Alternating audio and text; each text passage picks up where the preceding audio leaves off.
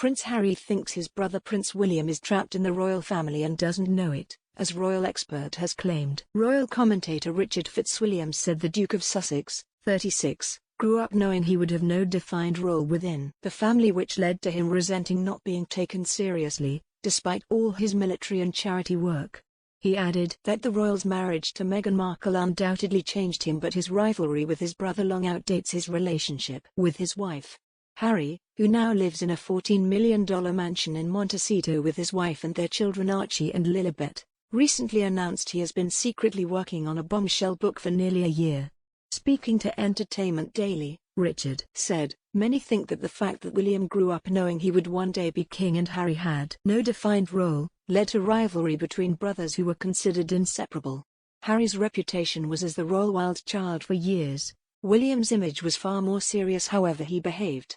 Some say Harry resented not being taken seriously, despite his military service and charitable work. Harry now believes he was trapped as a member of the royal family and that William currently is but doesn't know it. The rift between them, long reported and first confirmed in the ITV documentary about their South Africa trip, is public and serious. It was his marriage to Meghan which unquestionably changed him." He added that the Fab Four idea, that saw Harry and Meghan work with Prince William and Kate Middleton, was a disaster. The brothers have been separated by a rift that began in March 2019 when William reportedly threw Harry and Meghan out of Kensington Palace over the alleged bullying of staff, with the Sussexes breaking up their joint foundation and setting up a new office at Buckingham Palace. The claims emerged in Robert Lacey's book Battle of Brothers, published before Harry and Meghan went on Oprah to accuse the royal family of racism and claim they were abandoned when the Duchess of Sussex was suicidal and 6 months pregnant.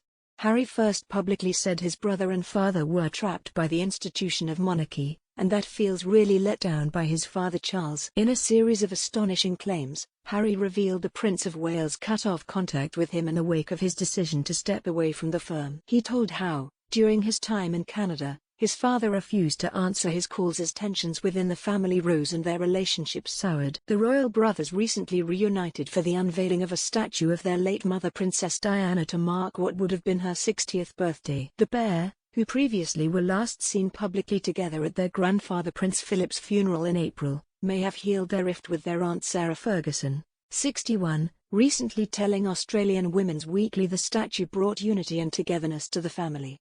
In July, William and Harry reunited with their aunts Lady Sarah McCorquodale, 66, Lady Jane Fellows, 64, and their uncle Charles, Earl Spencer, 57, for an intimate ceremony at Kensington Palace for the highly anticipated statue unveiling. William and Harry put aside their personal differences and stood shoulder to shoulder to unveil the bronze statue of their mother in the sunken garden, which became a place of solace for Diana before her death in 1997.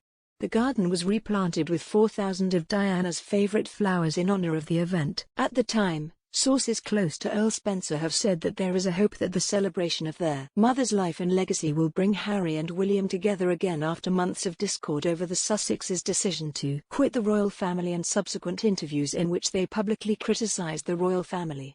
It comes as Prince Harry and Meghan Markle revealed they made a donation to a non-profit organization which is distributing hot meals to hospitals and shelters across Haiti following the devastating earthquake. The Duke and Duchess of Sussex, 40, who are currently living in their £11 million mansion in California, donated to the World Central Kitchen, WCK, via their Archule Foundation. The organization, run by their friend, Spanish chef José André, works globally using food to empower communities and strengthen economies by providing hot meals to people in need around the world. José is a personal friend of the Sussexes, as well as appearing on the first episode of the couple's podcast. Alongside other prolific figures like Sir Elton John, the chef took part in Meghan Markle's recent birthday campaign, called 40 by 40. The initiative called on 40 of her friends to give 40 minutes of their time to help mentor women who lost their jobs due to COVID. News of the latest donation follows a recent statement Prince Harry and Meghan posted on their website, describing the world as fragile right now due to the earthquake in Haiti, as well as other major events, including the current situation in Afghanistan. Titled A Message from the Duke and Duchess of Sussex, the statement said about Haiti, "The world is exceptionally fragile right now, as we all watch the growing humanitarian disaster in Haiti. and the threat of it worsening after last weekend's earthquake. We are left heartbroken. The pair came in for criticism on social media after publishing it, as they called on people to make donations to charitable organizations, while failing to disclose how much they themselves would give. The lengthy statement was also criticized by royal expert Angela Levin, best known as Prince Harry's biographer, who called it phony. She told Female, "I think Harry and Meghan's grandiose, comfy and caring comments about the situation in Afghanistan, the disaster in Haiti and new COVID variants is another example of them trying to set up some sort of alternate woke royal family.